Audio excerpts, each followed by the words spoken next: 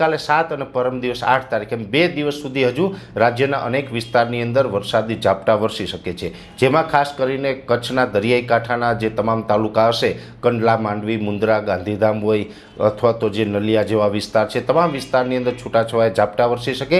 સૌરાષ્ટ્રની અંદર પણ દ્વારકા, જામનગર, પોરબંદર, ગીર સોમનાથ અને જે જૂનાગઢ જેવા જે દરિયાઈ કાંઠાના વિસ્તારો છે એ તમામ જિલ્લાની અંદર છૂટાછવાયા મધ્યમથી ભારે ઝાપટાઓની શક્યતાઓ છે। એટલે 2 દિવસ શક્યતા રહેશે। 9 તારીખેથી ઘણું બધું હળવું પડી જશે અને ત્યાર પછી આપણે કોઈ જ વરસાદની શક્યતાઓ નથી।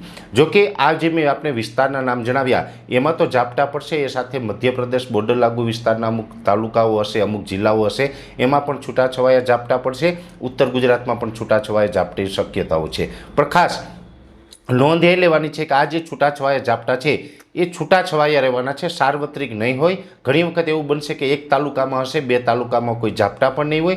ઘણી વખત એવું બનશે કે 2-5 ગામમાં હશે, બીજા 10-15 ગામમાં ન પણ હોય।